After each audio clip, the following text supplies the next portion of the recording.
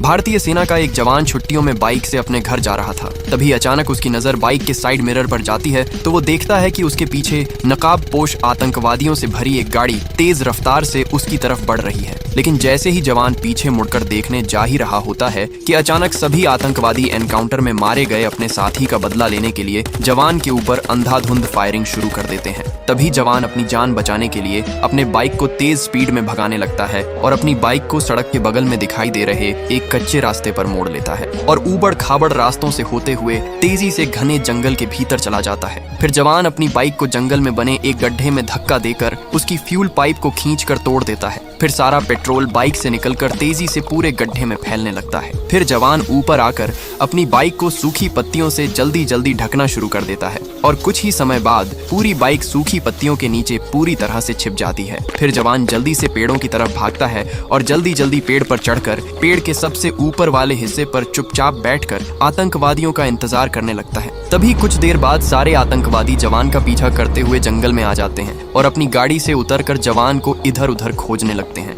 तभी कुछ आतंकवादी जवान को खोजते हुए उसी सूखे पत्तियों से ढके गड्ढे के पास चले जाते हैं। तभी जवान मौका देखकर उसी गड्ढे में तेजी से फायरिंग करता है। तभी गड्ढे में पड़ी बाइक तेज धमाके के साथ आग के गुब्बार में बदल जाती है और कुछ आतंकवादी उसी आग में जलकर ढेर हो जाते हैं। तभी सारे आतंकवादी बदले की आग में चारों तरफ अंधाधुंध फायरिंग करने लगते हैं। तभी जवान बिना देरी किए पेड़ की आड़ लेकर सभी आतंकवादियों पर अंधाधुंध फायरिंग शुरू कर देता है और अकेले ही सारे आतंकवादियों को ढेर कर देता है। लेकिन जवान इस मुठभेड़ में बुरी तरह से घायल हो जाता है। लेकिन फिर भी आपने जवान के लिए लाइक और सब्सक्राइब नहीं किया।